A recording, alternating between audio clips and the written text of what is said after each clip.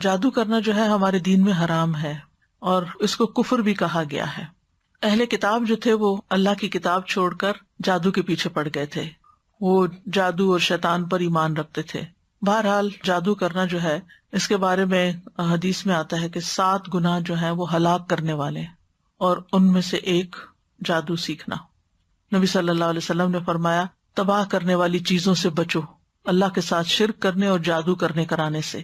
رسول اللہ صلی اللہ علیہ وسلم نے یہ بھی فرمایا کہ جادو کرنے اور کروانے والا ہم میں سے نہیں، یعنی اس کا اسلام سے کوئی تعلق نہیں، یعنی مسلمان یہ کام نہیں کر سکتا۔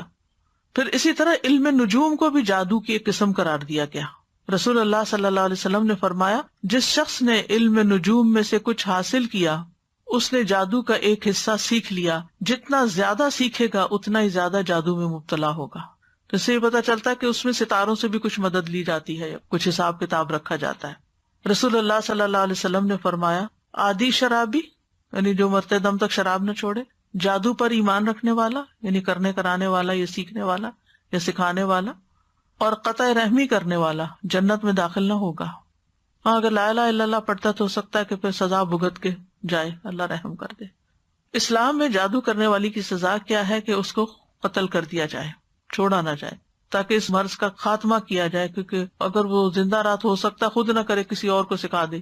اور جب لوگوں کو پتا چلتا ہے نا کہ اس کا جادو چلتا ہے یا یہ جادو کرنے کا لوگ نہیں اس کو چھوڑتے، اور پھر وہ واپس پلٹ آتا ہے اسی چیز پر۔ بجالہ کہتے ہیں کہ ہمارے پاس حضرت عمر کا خط ان کی وفات سے 1 سال پہلے آیا، اس میں لکھا تھا ہر جادوگر کو قتل کر دو، حضرت عمر نے حکم دیا تھا، تو ہم نے ایک دن میں 3 جادوگر مار ڈالے۔ جادو کرنے کی مختلف وجوہات ہوتی ہیں، عموماً دشمنی، حسد، رنجش یا کسی سے انتقام لینے کے لیے جادو کیا کرایا جاتا ہے۔ اس کا مقصد ہوتا ہے کہ دوسرے کو کسی ذہنی یا جسمانی بیماری میں مبتلا کر دیا جائے، کوئی کسی کام کے قابل نہ رہے، یا اگر کچھ لوگ مل کے کوئی بزنس کر رہے ہیں اور وہ بزنس بہت فلرش کر رہا ہے تو دوسروں کو حسد ہو جاتا ہے کہ ان کو توڑو، آپس میں ان کے درمیان پھوٹ ڈالو تاکہ یہ الگ الگ ہو جائیں گے تو یہ کام کاروبار بھی بیٹھ جائے گا۔ اسی طرح میاں بیوی میں تفریق ڈالنا، والدین اور اولاد کے بیچ میں لڑائیاں ڈلوانا، پڑوسیوں میں فساد، دوستوں میں جدائی، بہن بھائیوں کے بیچ میں نفرت، رشتوں، اولاد یا کاروبار میں رکاوٹ یا بندش ڈالنا، یہ عام طور پر جادو کے مقاصد ہوتے ہیں۔ پھر جادو کی کئی اقسام ہیں۔ کچھ جادو انسان کو مار ڈالتے ہیں، یعنی ایسی بیماری لگ جاتی ہے انسان کو کہ وہ سروائیو بھی نہیں کر سکتا۔ کچھ صرف بیمار کر دیتے ہیں۔ کچھ جادو انسان کی عقل کو ختم کر دیتے ہیں۔ کچھ جادو انسان کے جسم کے کچھ حصوں کو بے حس بے حرکت کر دیتے ہیں۔ کچھ جادو ایسے ہیں کہ جو انسان کے حواس میں تبدیلی پیدا کر دیتے ہیں، یعنی چیز کچھ ہوتی ہے اس کو کچھ اور ہی نظر آ رہی ہوتی ہے، متحرک چیز کو ساکن دیکھتا ہے، ساکن کو متحرک دیکھتا ہے۔ کچھ جادو محبت کھینچ لاتے ہیں، کچھ جادو نفرت کی وجہ بنتے ہیں۔ تو بہرحال یہ سارے جو جادو کی اقسام ہیں ان کے نام بھی ہیں، جیسے سحر تفریق، سحر محبت، سحر تخیل، سحر جنون، سحر خمول جس میں صرف کاہلی سستی ہوتی ہے، سحر حواتف جس میں متاثر شخص چیختا پکارتا ہے، چیخے مارتا ہے، سحر امراض مختلف بیماریاں جیسے مرگی وغیرہ ہوتی ہے، سحر استحاضہ یعنی خواتین کو پیریڈز ختم ہی نہیں ہوتے۔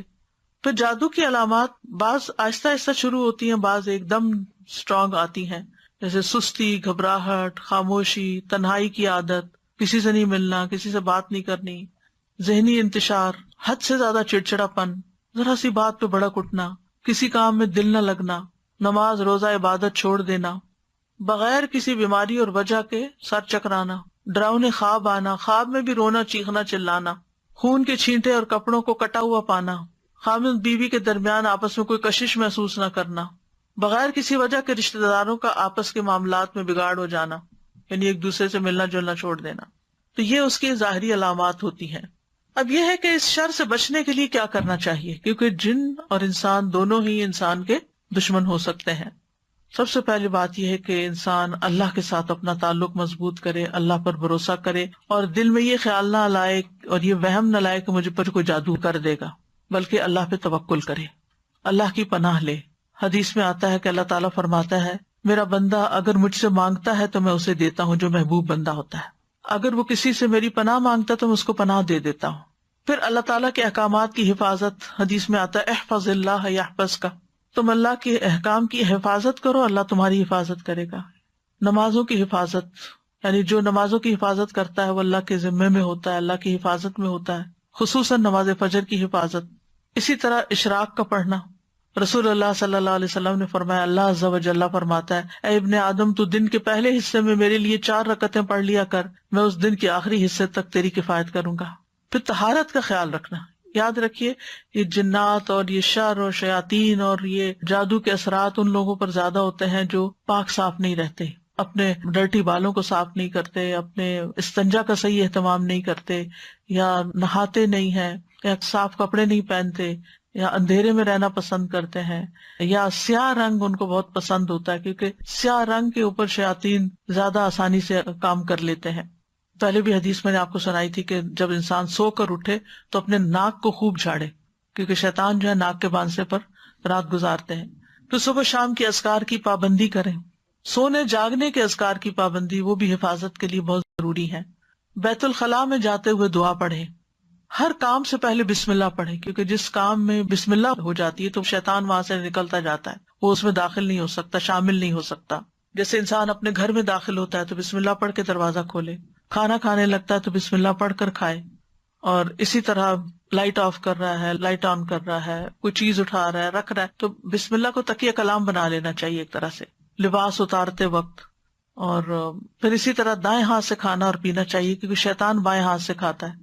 تو اگر بائیں ہاتھ سے آپ کھاتے ہیں تو شیطان بیچ میں شریک ہو جاتا ہے اور اس کو اپنا عمل کرنے کا موقع مل جاتا ہے.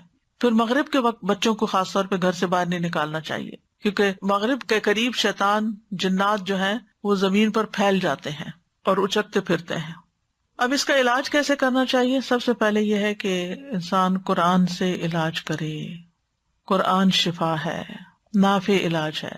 قل هو للذین آمنوا ھدی وشفاء، کہہ دیجئے یہ ان لوگوں کے لیے جو ایمان لائے ہدایت اور شفا ہے. وَنُنَزِّلُ مِنَ الْقُرْآنِ مَا هُوَ شِفَاءٌ وَرَحْمَةٌ لِّلْمُؤْمِنِينَ وَلَا يَزِيدُ الظَّالِمِينَ إِلَّا خَسَارًا. ہم قرآن میں جو کچھ نازل کرتے ہیں وہ مومنوں کے لیے تو شفا اور رحمت ہے، مگر ظالموں کے خسارے میں ہی اضافہ ہوتا ہے. حضرت عائشہ سے مروی ہے کہ رسول اللہ صلی اللہ علیہ وسلم ایک مرتبہ ان کے پاس تشریف لائے تو دیکھا ایک عورت حضرت عائشہ کا علاج کر رہی ہے، بیمار جو تھی یا ان کو دم کر رہی ہے. تو آپ نے فرمایا کتاب اللہ کے ساتھ اس کا علاج کرو. آپ کو معلوم ہے کہ اس زمانے میں مدینہ میں کوئی حکیم، کوئی ڈاکٹر کچھ بھی نہیں تھا، وہ لوگ عام طور پہ بیمار نہیں ہوتے تھے. تو ایک حکیم کو پتا چلا کہ اس علاقے میں کوئی حکیم نہیں، تو وہ آ گیا کہ میں یہاں رہ کر لوگوں کا علاج کروں گا. 6 مہینے گزر گئے، اس کے پاس کوئی بھی نہیں آیا، کہ کوئی بیمار نہیں پڑا. تو آخر اس نے راز پوچھا کہ کیا وجہ ہے. اس نے کہا کہ اس وقت تک ہم نہیں کھاتے جب تک بھوک نہیں لگتی، اور جب بھی بھوک باقی ہوتی ہے تو کھانا چھوڑ دیتے ہیں. بہرحال اگر چھوٹی موٹی کوئی تکلیف ہوتی بھی تھی تو دم وغیرہ کر لیتے تھے لوگ، قرآن پڑھ لیتے تھے، مسنون دعائیں ہیں وہ پڑھ لیا کرتے تھے، علاج ہو جاتا تھا. تو آپ صلی اللہ علیہ وسلم نے فرمایا کہ کتاب اللہ کے ساتھ اس کا علاج کرو، یعنی قرآن میں سے پڑھ کر اس پہ دم کرو. اسی طرح کچھ غذائیں ایسی ہیں کہ جو علاج ہیں، جیسے کلونجی. آپ نے فرمایا کلونجی کے دانوں میں موت کے علاوہ ہر بیماری کا علاج ہے، یعنی اس تیل پر دم کر کے انسان مریض کے متاثرہ حصے جو ہیں ان پر لگا سکتا ہے، مساج کر سکتا ہے. اور کلونجی کے دانوں پہ دم کر کے وہ پھر مریض کو کھلانا بھی چاہیے. اسی طرح شہد، یعنی صبح و شام 1 چمچ شہد جو ہے اگر انسان کھائے نہار منہ، اور پھر اس کے بعد کچھ نہ کھائے کم از کم آدھا گھنٹہ، تو اس سے بھی جسم کے اندر سے زہریلے مادے نکلتے ہیں. قرآن میں آتا ہے یخرج من بطونها شراب مختلف الوانہ فیہ شفاء للناس. یہ اللہ تعالیٰ کا حکم ہے کہ شہد میں شفا ہے، خالص ہونا چاہیے. ٹھیک ہے، آپ صلی اللہ علیہ وسلم نے فرمایا شفا 3 چیزوں میں، پچھنا لگوانے میں، شہد پینے میں، اور آگ سے داغنے میں. اور میں اپنی امت کو آگ سے داغنے سے منع کرتا ہوں. تو اب شہد چاہے را پی لیں یا اس کو پانی میں ملا کے پی لیں، تو اس پہ بھی آپ دم کر کے رکھ سکتے ہیں اور اس کو بھی استعمال کر سکتے ہیں. آپ صلی اللہ علیہ وسلم نے فرمایا شفا تو صرف 2 چیزوں میں ہے، شہد لوگوں کے لیے شفا ہے اور قرآن دلوں کی شفا ہے. پھر آب زمزم، جس مقصد کے لیے اس کو پیا جائے تو اس سے شفا ہوتی ہے.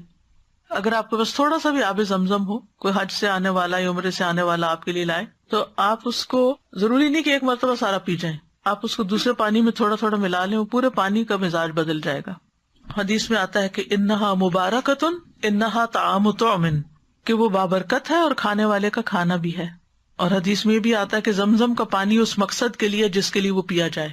اور اگر آپ وہاں جائیں اللہ کے گھر تو زمزم سے نہائیں. نیچے وہ جگہ بنی ہوتی تھی پہلے، آپ کو نہیں معلوم، تو لوگ اپنے اوپر بھی بہاتے تھے. پیچھے کا صفا مروہ کی طرف سے جائے نا باہر نکل کے، تو وہاں ٹیپس لگی ہوئی ہیں جہاں ڈائریکٹ زمزم آ رہا ہوتا ہے. بوٹل بھر کے لے آئیں اور اپنے اوپر تھوڑا تھوڑا تھوڑا کر کے سارا بہا لیں. اس کو دم کر کے بھی نہا سکتے ہیں، اس سے بھی بیماری جاتی ہے، اور صبح شام اس کو پیا جائے. پھر اسی طرح دم کیا ہوا پانی جو ہے ناک میں ڈالنا اور جھاڑنا، یعنی ڈال کے اس کو جھاڑا جائے، کیونکہ یہ جگہ شیاطین کے بیٹھنے کی ہو جاتی ہیں. زیتون کا تیل استعمال کرنا، نبی صلی اللہ علیہ وسلم نے فرمایا زیتون کھاؤ اور اس کو لگاؤ، بے شک یہ مبارک درخت ہے. اچھا تو یہ ہے کہ شہد، زیتون کا تیل اور کلونجی کا تیل یا کلونجی کے دانے، ان کو انسان مکس کر کے رکھ لے اور اس میں سے ½ ٹی اسپون یا 1 ٹی اسپون صبح شام لے سکتا ہے یا ایک ٹائم لے سکتا ہے، کیونکہ ہر ایک کو ایک ڈوز نہیں چلتی. تو جو ان چیزوں کے ماہر ہوتے ہیں طب نبی کے، ان سے پوچھا جا سکتا، مشورہ کیا جا سکتا. یعنی یہ امیونٹی بڑھانے والی چیزیں، آپ اس میں سے پہلے تھوڑا لیں، آپ کو پچ گیا ہے پھر تھوڑا سا اور انکریز کر دیں، پھر تھوڑا سا اور کر دیں، پھر دیکھیں کہاں تک لمٹ ہے آپ کی. اس سے بھی انسان کے جسم کی بہت سی دردیں اور تکلیفیں جو ہیں وہ دور ہوتی ہیں. زیتون کا تیل صبح کے وقت پینا جو ہے یہ بھی بہت فائدے کا ہے. اور اب تو یہ بات بہت سننے میں آتی ہے نا کہ صبح سب سے پہلی چیز جو ہے یا آپ کوکونٹ کا آئل لیں یا زیتون کا لیں یا کوئی بھی آئل لیں، کیونکہ وہ لیور کی کلینزنگ کرتا ہے. نبی صلی اللہ علیہ وسلم نے فرمایا زیتون کا تیل کھایا کرو. ڈائریکٹ بھی لے سکتے ہیں، اور اگر آپ کو مشکل ہے لینا تو آپ کسی چیز میں جیسے سیلیڈ وغیرہ میں ملا کے بھی کھا سکتے ہیں. فرمایا زیتون کا تیل کھایا کرو اور اس سے تیل لگایا کرو، وَدَّهِنُوا بِهِ، یعنی مساج وغیرہ کیا کرو، کیونکہ وہ بابرکت درخت ہے. تو جسم پر زیتون اور کلونجی کا تیل الگ الگ وقت پہ ملا جا سکتا ہے، دونوں کو مکس کر کے بھی ملا جا سکتا ہے. پھر اسی طرح تلبینہ کھانا، فرمایا تذهب ببعض الحزن، یہ کچھ غم بھی دور کر دیتا ہے. اجوا کھانا، 7 اجوا کھجوریں صبح کے وقت اگر کوئی کھائے تو اس سے بھی علاج ہوتا ہے. جس نے یہ کھجوریں کھا لی، نبی صلی اللہ علیہ وسلم نے فرمایا اسے زہر اور جادو کوئی نقصان نہیں دے گا. چونکہ اجوا ایک مہنگی کھجور ہے، تو اگر نہ میسر ہو تو کوئی بھی کھجور شفا کی نیت سے کھائی جا سکتی ہے. پھر سنا مکی، اس کو سنوت بھی کہتے ہیں. صبح شام اس کا ایک چھوٹا چمچہ کھانا، جیسے حدیث میں آتا ہے سنا مکی اور سنوت کو لازم پکڑو، کیونکہ اس میں ہر بیماری کا علاج ہے سوائے سام کے. پوچھا گیا سام کیا، تو آپ نے فرمایا موت. اچھا، سنا مکی جو ہے یہ پیٹ صاف کرتی ہے، تو پھر ظاہر اگر زہریلے مادے آنتوں میں ہے، یہ کچھ ایسی چیزیں ہیں تو اس سے انسان کو نجات ہوتی ہے. پھر ہجامہ، آپ نے فرمایا اگر تمہاری دواؤں میں کسی میں بھلائی ہے تو پچنا لگوانے میں یا شہد پینے اور آگ سے داغنے میں، اگر وہ مرض کے مطابق ہو، اور میں آگ سے داغنے کو پسند نہیں کرتا. یاد رکھیے غیر شرعی طریقہ علاج سے ممانعت اختیار کرنی چاہیے، کہ انسان ایسے جادوگروں کے پاس جائے جو اس کو ایسی چیزیں کرنے کو کہے جو درست نہیں ہے. یعنی شعبدہ بازو سے علاج نہیں کروانا چاہیے، اور حرام میں شفا نہیں ہے. اگر کوئی کہے کہ شراب لے آؤ، میں اس کے اوپر کچھ منتر پڑھ دیتا ہوں اور اس سے تم مت پیو تو ٹھیک ہو جاؤ گے، تو ایسی چیزیں نہیں کرنی چاہیے. پھر جادو کا علاج جادو سے نہیں کرنا چاہیے. یعنی کچھ لوگ جادوگروں کے پاس چلے جاتے ہیں اور وہ ان کے جادو کا توڑ کرتے ہیں جادو کے ذریعے. اور پھر غیر شرعی جھاڑ پھنکار جو ہے، جس کو نشرہ کہا جاتا ہے، فرمایا یہ شیطانی عمل ہے، کیونکہ اس میں جنات کی مدد طلب کی جاتی ہے، روحوں کو پکارا جاتا ہے. اسی کے بارے میں آپ نے فرمایا تھا کہ میری امت کے 70,000 لوگ بلا حساب جنت میں داخل ہوں گے. یہ وہ لوگ ہیں جو نہ جھاڑ پھونک کرواتے ہیں، نہ پھال لیتے ہیں، بلکہ اپنے رب پر بھروسہ کرتے ہیں. تو یہ غیر شرعی جو نشرہ جو ہے یا غیر شرعی دم کے بارے میں ہے. جو شرعی دم ہے سورۃ فاتحہ پڑھ کر یا ویسے قرآن پڑھ کر کسی کے اوپر جھاڑنا پھونکنا، اس سے منع نہیں ہے. اور مثلا شیطان کو بگانے کا طریقہ آپ نے کیا بتایا، اعوذ باللہ السمیع العلیم من الشیطان الرجیم من ہمزہ ونفخہ ونفثہ پڑھ کر ستکارا جائے، پھونک ماری جائے جس میں تھوڑی لعاب بھی ہو، تو یہ بھی تو جھاڑ ہو گئے. خود نبی صلی اللہ علیہ وسلم جب بیمار تھے تو اپنے ہاتھوں پر معوذتین پڑھ کر پھونک مار کر سارے جسم کے اوپر اپنے ہاتھ پھیرتے تھے. جب کسی مریض کے پاس جاتے تو اس کے اوپر ہاتھ پھیر کر اس کے اوپر اللہ کا ذکر پڑھتے. یہی رقیہ ہوتا ہے، یہی دم ہوتا ہے. لیکن کاہنوں اور نجومیوں کے پاس نہیں جانا چاہیے اور تعویذ وغیرہ سے بچنا چاہیے. عبداللہ رضی اللہ عنہ کہتے ہیں میں نے رسول اللہ صلی اللہ علیہ وسلم کو یہ فرماتے ہوئے سنا کہ جھاڑ پھونک، تعویذ اور گنڈے سب شرک ہیں. جو صحیح والی جھاڑ پھونک ہے وہ منع نہیں ہے، جو نشرہ ہے اس کی بات ہو رہی ہے. کہتی ہیں میں نے کہا آپ یہ کیا کہہ رہے ہیں، اللہ کی قسم میری آنکھ بہتی تھی، میں فلاں یہودی کے پاس جاتی، وہ اس پہ دم کرتا، وہ ٹھیک ہو جاتی. تو عبداللہ بن مسعود نے فرمایا یہ شیطانی عمل ہے، شیطان اپنے ہاتھ سے اسے دھنساتا، جب تم اس پہ دم کراتی تو وہ باز آ جاتا. تمہارے لیے تو یہی کافی ہے کہ تم وہ دعا پڑھ لیا کرو جو رسول اللہ صلی اللہ علیہ وسلم پڑھتے تھے کہ اے لوگوں کے رب اس تکلیف کو دور فرما، مجھے شفا عطا فرما، تو ہی شفا دینے والا ہے، تیرے علاوہ کسی کی شفا کچھ نہیں، ایسی شفا عطا فرما جو بیماری کا نام و نشان نہ چھوڑے. اذهب البأس رب الناس واشف انت الشافی لا شفاء الا شفاؤک اشف شفاء لا یغادر سقما۔ پھر اسی طرح جادو سے حفاظت کے لیے اور جادو کے علاج کے لیے سورۃ الفاتحہ جو ہے یہ بہت فائدے کی ہے۔ اور اس کی دلیل کیا ہے؟ ابو سعید خدری کہتے ہیں کہ نبی صلی اللہ علیہ وسلم کے چند صحابہ عرب کے قبیلوں میں سے ایک قبیلے کے پاس سے گزرے تو قبیلہ والوں نے ان کی ضیافت نہیں کی۔ کچھ دیر بعد اس قبیلے کے سردار کو بچھو نے کاٹ لیا۔ قبیلے والوں نے کہا کہ آپ لوگوں کے پاس کوئی دوائی یا کوئی دم کرنے والا ہے؟ تو صحابہ نے کہا کہ تم نے ہماری ضیافت نہیں کی، اب ہم اس وقت تک دم نہیں کریں گے جب تک تم ہمارے لیے اس کی مزدوری مقرر نہ کرو۔ یہیں سے راقی حضرات جو ہے وہ اس کی دلیل لیتے ہیں کہ راقی جو ہے وہ اجرت لے سکتا ہے۔ چنانچہ ان لوگوں نے چند بکریاں دینی منظور کر لی۔ پھر ابو سعید خدری سورۃ الفاتحہ پڑھنے لگے اور اپنا لعاب بھی اس جگہ پر ڈالنے لگے۔ اس سے وہ شخص اسی وقت ٹھیک ہو گیا، تندرست ہو گیا۔ چنانچہ قبیلے والے بکریاں لے کر آئے، لیکن صحابہ نے کہا جب تک ہم نبی صلی اللہ علیہ وسلم سے پوچھ نہ لیں ہم بکریاں نہیں لے سکتے۔ جب آپ سے پوچھا گیا تو آپ مسکرائے اور فرمایا تمہیں کیسے معلوم ہو گیا تھا کہ سورۃ فاتحہ سے دم بھی کیا جا سکتا ہے؟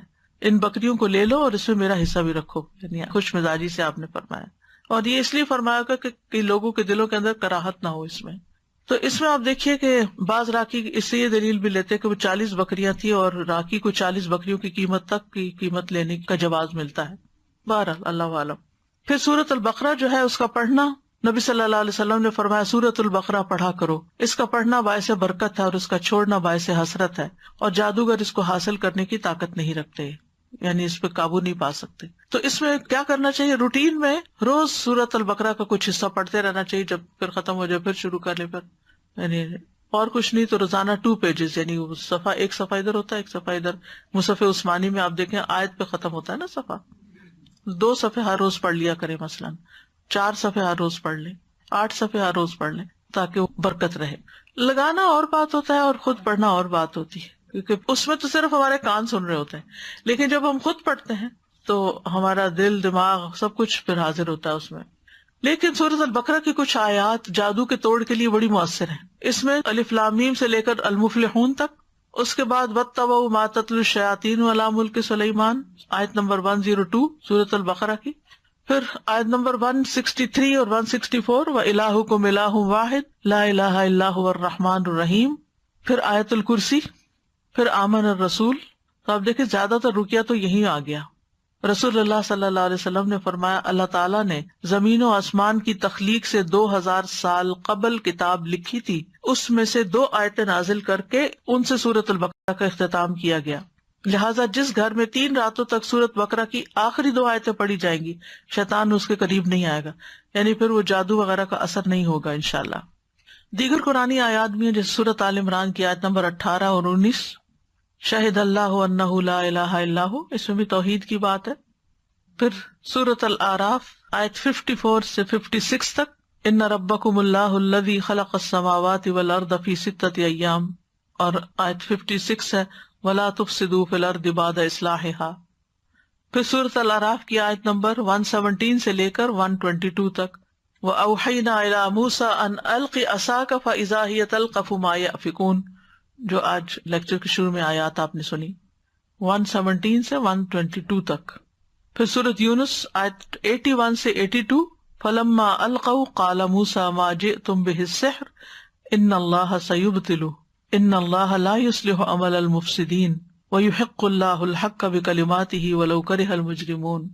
پھر سورۃ طٰہٰ کی آیت وَأَلْقِ مَا فِي يَمِينِكَ تَلْقَفْ مَا صَنَعُوا إِنَّمَا صَنَعُوا كَيْدُ سَاحِرٍ وَلَا يُفْلِحُ السَّاحِرُ حَيْثُ أَتَىٰ۔ پھر سورۃ المؤمنون کی آیت ہے أَفَحَسِبْتُمْ أَنَّمَا خَلَقْنَاكُمْ عَبَثًا وَأَنَّكُمْ إِلَيْنَا لَا تُرْجَعُونَ فَتَعَالَى اللَّهُ الْمَلِكُ الْحَقُّ لَا إِلَٰهَ إِلَّا هُوَ رَبُّ الْعَرْشِ الْكَرِيمِ۔ یہ آگے بھی ہے أَنْتَ خَيْرُ الرَّاحِمِينَ تک۔ المؤمنون کی آیت نمبر 115 سے لے کر 118 تک، 115 سے 118، یہ سورۃ المؤمنون۔ اور سورۃ طٰہٰ کی آیت نمبر ہے 69 اور یونس کی ہے 81 اور 82۔ پھر سورۃ صافات پہلی 10 آیتیں، پھر سورۃ الاحقاف 29 سے 33 تک، پھر سورۃ الرحمن 33 سے 36 تک، پھر سورۃ الحشر 21 سے 24 تک، یعنی آخری آیتیں جو ہے نا لو انزلنا ھذا القرآن علی جبل۔ پھر اس کے بعد سورۃ التغابن آیت 14 سے 16 تک، پھر ہے سورۃ الجن آیت نمبر 1 سے 9 تک، پھر معوذات قل هو اللہ احد، قل اعوذ برب الفلق، قل اعوذ برب الناس، پھر کچھ مسنون دعائیں بھی ہیں۔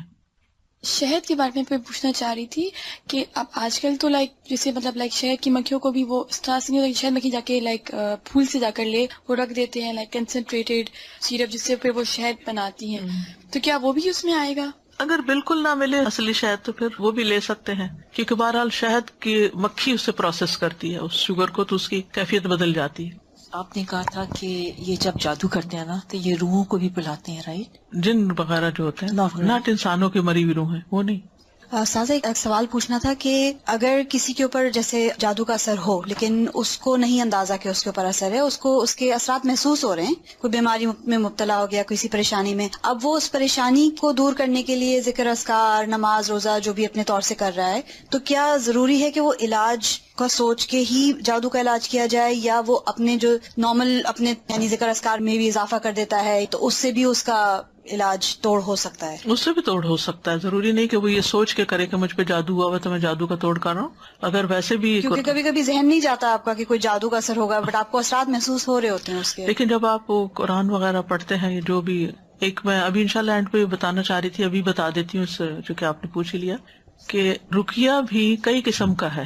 طویل رقیہ بھی ہے جو گھنٹہ بھر کا رقیہ ہے، اور مختصر بھی ہے جس میں وہ میں کارڈ لانا بھول گئی تھی، سبز رنگ کا کارڈ ہے، شفا کی آیات، اس کے آگے یہ دعائیں بھی ہیں جو ابھی میں بولنے والی ہوں، اور آیات بھی۔ آیات میں کیا سورۃ الفاتحہ ہے، البقرہ کا پہلا یعنی المفلحون تک ہے، پھر آیت الکرسی ہے، آمن الرسول ہے، معوذات ہے، قل هو اللہ، اور وہ یہ بھی اتنا مؤثر ہے کہ اگر آپ کو کوئی شک ہے اس طرح کا، یا کوئی دوائی وغیرہ اثر نہیں کر رہی، یا آپ تھکے تھکے محسوس کرتے ہیں، تو آپ اپنے ہی ہاتھ پر پڑھ کے سورۃ فاتحہ اس طرح کر کے اپنے پورے جسم پر پھیر کے اپنے آپ کو جھاڑیں، پھر اس کے بعد سورۃ البقرہ کا پہلا رکوع پڑھ کے پھر جھاڑیں، پھر اسی طرح یعنی ہر جو آیت ہے سورۃ البقرہ ہی کے، اور پھر معوذات ہر دفعہ پڑھ کے جھاڑیں۔ آپ یقین کریں اگر آپ نے کیا نا تو آپ پہلے سے لازماً بہتر محسوس کریں گے۔ ایک دفعہ آپ کا اپنا ہاتھ ہی پھر گیا نا تو اسے ایک تو جسم کی سرکولیشن بھی ہو جاتی، دوسرا جب آپ اس کو جھاڑتے ہیں اس طرح کر کے تو آپ کو یوں لگتا ہے جس سے آپ سے کوئی چیز، کوئی نیگیٹو انرجی گئی ہے، اور آپ کو بہت اچھا فیل ہوتا ہے۔ یہ تو کبھی کبھار ایسا کر ہی لینا چاہیے، لیکن بعض اوقات یہ ہوتا ہے کہ آپ کی اتنی اسپرٹس لو ہیں کہ کچھ لوگ پڑھ ہی نہیں سکتے، یا کچھ لوگ پڑھتے ہیں بس وہ بے یقینی کے ساتھ پڑھتے ہیں، آدھا دل سے پڑھا آدھا نہیں پڑھا۔ تو آپ دیکھیں جب ہم بیمار بھی ہوتے ہیں نا تو سب سے پہلے کیا کرتے ہیں، ہم ٹوٹکے کرتے ہیں، گھر میں کرتے ہیں نا، چائے پی، لونگ والی چائے پی لو، ادرک والی چائے پی لو، ٹیبلٹ کھا لو، پین کلر لے لو، سوپ لے لو، یخنی پی لو، وغیرہ وغیرہ، یہ کام کرتے ہیں۔ اور جب نہیں کام چلتا پھر کیا کرتے ہیں، پھر ڈاکٹر کے پاس جاتے ہیں۔ تو بعض کا ڈاکٹر وہی چیز آپ کو بتا رہا ہوتا ہے جو آپ خود بھی کر رہے تھے۔ کس چیز کا فرق پڑتا ہے، پہلے آپ یقین سے نہیں کر رہے تھے، پہلے آپ بس تکے بازی کر رہے تھے نا کہ شاید اس سے ہو جائے، شاید، لیکن اب کیا نہیں، ڈاکٹر نے بتایا اب تو یہ فائدہ دے گا ہی مجھے، یعنی ایک اور طرح کی فیلنگ آتی ہے۔ اسی طرح ایک بات آپ کسی ایک عام انسان کے منہ سے سنتے ہیں تو آپ پر اثر نہیں ہوتا، وہی بات ایک اسکالر یقین کے ساتھ کہتا ہے تو آپ اس کو پکڑ لیتے ہیں، یعنی کہنے والے کے کہنے سے بھی بڑا فرق پڑتا ہے، ڈائریکشن مل جاتی ہے ایک۔ اور پھر یاد رکھیے اس میں انسان کی نفسیات انوالوڈ ہے، انسان کی سوچ کا بڑا عمل دخل ہے، انسان کی جو کیفیات ہیں ان کا بڑا عمل دخل ہے۔ آپ نے دیکھا ہوگا کہ کچھ لوگوں کے پاس آپ تھوڑی دیر بیٹھ جائے تو آپ ایک فریش فیل کرنے لگتے ہیں۔ اب مثال کے طور پر جو سائیکاٹرسٹ ہوتے ہیں وہ باتیں ہی تو کرتے ہیں، تو آپ باتوں سے کیوں ٹھیک ہو جاتے ہیں؟ کیونکہ وہ ایسی باتیں کرتے ہیں کہ جو ایک سینس بناتی ہیں، پھر آپ کے اپنے جو کنفیوژن دور ہونے لگتے ہیں، آپ اپنے آپ کو انالائز کرنے لگتے ہیں، پھر آپ اتنا بڑا پہاڑ جو بنایا ہوا ہوتا ہے وہ بالکل چھوٹا سا بنایا جاتا ہے کہ ہاں یہ تو کچھ بھی نہیں تھا، میں نے کیوں اس کو اتنا ہوا بنایا ہوا تھا، میں اس چیز سے کیوں ڈر رہی تھی۔ تو بعض اوقات انسان جو چیز سوچتا رہتا ہے نا وہی ہونے بھی لگتی ہے، اللہ جانتا ہے اس کے پیچھے کیا حکمت ہے۔ جب ہم ایک بات سوچے جاتے تو وہ چیزیں، آج ہی میں سن رہی تھی کسی نے کہا کہ یہ بات ریسرچ بیسڈ ہے، یعنی صرف ایسی نہیں ہے۔ وہ کہتے ہیں کہ جو لوگ تیز گاڑی چلاتے ہیں ان کے ایکسیڈنٹس کم ہوتے ہیں بنسبت ان لوگوں کے جو ڈرے رہتے ہیں اور کہتے ہیں کہیں میں ایکسیڈنٹ نہ کر دوں، وہ زیادہ ایکسیڈنٹ کرتے ہیں، کانفیڈینس نہیں ہوتا۔ تو یہ جو یقین ہے نا یہ بڑی دولت ہے، جو کانفیڈینس ہے یہ بڑی دولت ہے۔ کسی انسان پر آپ کا اعتماد ہو تو اس کی چھوٹی سی بات بھی آپ کو لگ جاتی ہے، اور اگر کسی پر نہیں تو وہ بڑی بڑی بات بھی آپ کو سمجھائے تو آپ کہتے ہیں بس یہ تو باتیں ہی کرتا ہے، اس کی کیا بات ہے، یقین نہیں آتا آپ کو اس پر۔ اب دیکھیے ہمارا دین تو بنیاد ہی ایمان پر ہے، اللہ پر ایمان لاؤ، رسول پر ایمان لاؤ، رسول پر ایمان لاتے ہیں تو ان کی ہر بات کو ہم سنت سمجھ کے، ثواب سمجھ کے، ریچول سمجھ کے کرنا شروع کر دیتے ہیں، اور بعد میں ہمیں پتا چلتا ہے اس کا تو یہ اور یہ فائدہ تھا، اور ہم پہلے سے ہی کر رہے ہوتے ہیں۔ اس علاج میں یہ بات ضرور ذہن میں رکھیے، یقین کی بات۔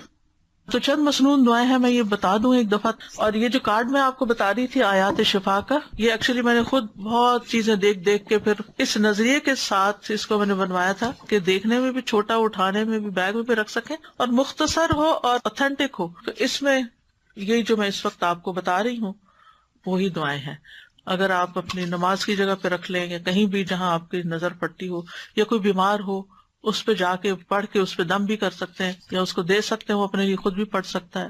اسی طرح یہ کتاب ہے جادو، حقیقت اور علاج، اس میں کافی ڈیٹیل ہے، اگر انسان حقیقت معلوم کر لے تو پھر خوف زیادہ نہ ہو، اس سے نکل آئے، اور یہ یقین رکھے کہ میں ٹھیک ہو جاؤں گا۔ یعنی جب بیمار کو یہ ہوتا کہ میں نے ٹھیک کوئی نہیں ہونا، جیسے وہ ایک بوڑھے کے بخار ہو گیا تھا تو آپ نے اس کو جب سمجھایا تو اس نے کہا کہ نہیں یہ تو مجھے قبر میں اتار کے ہی چھوڑے گا، تو آپ نے کہا پھر ٹھیک ہے۔ تو سوچ سے بھی بہت تعلق ہوتا ہے چیزوں، پازیٹو سوچیں ہمیشہ۔ ایک اور دعا، اعوذ بکلمات اللہ التامات التی لا یجاوزہن بر ولا فاجر من شر ما خلق وذرأ وبرأ ومن شر ما ينزل من السماء ومن شر ما يعرج فيها ومن شر ما ذرأ في الأرض ومن شر ما يخرج منها ومن شر فتن الليل والنهار ومن شر كل طارق إلا طارق يطرق بخير يا رحمن۔ میں اللہ کے کامل کلمات کے ساتھ پناہ پکڑتا ہوں جن سے آگے نہ تو کوئی نیک اور نہ ہی کوئی برا شخص بڑھ سکتا ہے، ہر اس چیز کے شر سے جس کو اس نے بنایا، پیدا کیا اور پھیلایا، ہر اس چیز کے شر سے جو آسمان سے اترتی ہے، اور اس چیز کے شر سے جو اس میں چڑھتی ہے، اور اس چیز کے شر سے جسے اس نے زمین میں پیدا کیا، اور اس چیز کے شر سے جو اس سے نکلتا ہے، اور رات اور دن کے فتنوں کے شر سے، اور رات کو آنے والے کے شر سے، سوائے اس کے جو خیر کے ساتھ آئے، اے رحم فرمانے والے۔ یہ جو ہے جبریل علیہ السلام کی سکھائی ہوئی دعا ہے، ٹھیک ہے۔ ابو طیاح کہتے ہیں ایک آدمی نے عبد الرحمن بن خنبش سے پوچھا کہ رسول اللہ صلی اللہ علیہ وسلم نے اس وقت کیا کیا جب ان کے پاس شیاطین آئے؟ انہوں نے کہا شیاطین مختلف وادیوں گھاٹیوں سے اتر کر آپ کے پاس آئے، اور ان میں سے ایک شیطان کے ساتھ آگ کا شعلہ تھا جس کا ارادہ یہ تھا کہ وہ رسول اللہ صلی اللہ علیہ وسلم کو جلا دے، یعنی اتنے ڈھیروں ڈھیر آ گئے، لیکن وہ مروب ہو گیا، خود ہی پیچھے ہٹنے لگا۔ اتنی دیر میں جبریل آپ کے پاس آئے اور کہنے لگے اے محمد کہیے۔ آپ نے پوچھا کیا کہوں؟ انہوں نے کہا آپ کہیے یہ دعا، یہ پڑھیے، یعنی اگر ڈھیروں شیطان بھی آپ کے پیچھے لگ جائیں تو اس دعا سے بھاگ جائیں گے انشاءاللہ۔ اور اس میں پناہ لی گئی ہے اللہ کے سارے کلمات سے، سب کتابوں یعنی قرآن اور اس کے علاوہ بھی جو کچھ ہے، اور پھر ہر چیز کے شر سے، جو اوپر سے آئے، جو نیچے سے جائے، رات کا شر، دن کا، ہر قسم کا شر، اور ہر طرح کے فتنے اور ہر طرح کے حادثے جو رات کو آئیں یا دن کو آئیں۔ تو یہ دعا بہت فائدے کی ہے، صبح شام کی دعاؤں میں آپ شامل کر سکتے ہیں۔ اسی طرح ایک اور دعا بھی ہے، اعوذ بوجہ اللہ العظیم الذی لیس شیء اعظم منہ وبکلمات اللہ التامات التی لا یجاوزہن بر ولا فاجر وباسماء اللہ الحسنی کلہا ما علمت منہا وما لم اعلم من شر ما خلق وبرأ وذرأ۔ میں اللہ کے عظیم چہرے کی پناہ پکڑتا ہوں جس سے عظیم کوئی اور چیز نہیں، اور اس کے مکمل کلمات کے ساتھ پناہ لیتا ہوں جن سے آگے کوئی نیک یا بد بڑھ ہی نہیں سکتا، اور اس کے تمام اسماء حسنہ کے ساتھ پناہ لیتا ہوں جن کو میں جانتا ہوں، جن کو میں جانتا بھی نہیں ہوں۔ کس سے؟ ہر اس چیز کے شر سے جس کو اس نے بنایا، پیدا کیا اور پھیلا دیا۔ بات ہی ختم، کوئی چیز بچی نہیں۔ کعب الاحبار کہتے ہیں اگر میں یہ چند کلمات نہ پڑھتا تو یہودی مجھے گدھا بنا دیتے، یعنی یہ حضرت کعب الاحبار جو ایک یہودی عالم تھے وہ پڑھا کرتے تھے، کیونکہ یہود بہت زیادہ جادو میں پڑ گئے تھے، تو اس کا انہوں نے توڑ بتایا۔ پھر اعوذ بکلمات اللہ التامات من غضبہ وشر عبادہ ومن ہمزات الشیاطین وان یحضرون۔ میں اللہ کے تمام کلمات کی پناہ میں آتا ہوں، اس کی ناراضگی سے، اس کے بندوں کی شرارتوں سے، شیطانوں کے وسوسوں سے، اور اس بات سے کہ وہ میرے پاس آئیں۔ پھر اعوذ بکلمات اللہ التامات من کل شیطان وہامۃ ومن کل عین لامۃ۔ میں پناہ پکڑتا ہوں اللہ کے پورے کلمات کے ذریعے، اور ہر ایک شیطان سے، اور ہر زہریلے جانور سے جیسے سانپ، بچھو وغیرہ، اور ہر نقصان پہنچانے والی بری نظر سے۔ پھر 3 دفعہ شام کے وقت اعوذ بکلمات اللہ التامات من شر ما خلق اور بسم اللہ الذی لا یضر مع اسمہ شیء فی الارض ولا فی السماء وہو السمیع العلیم.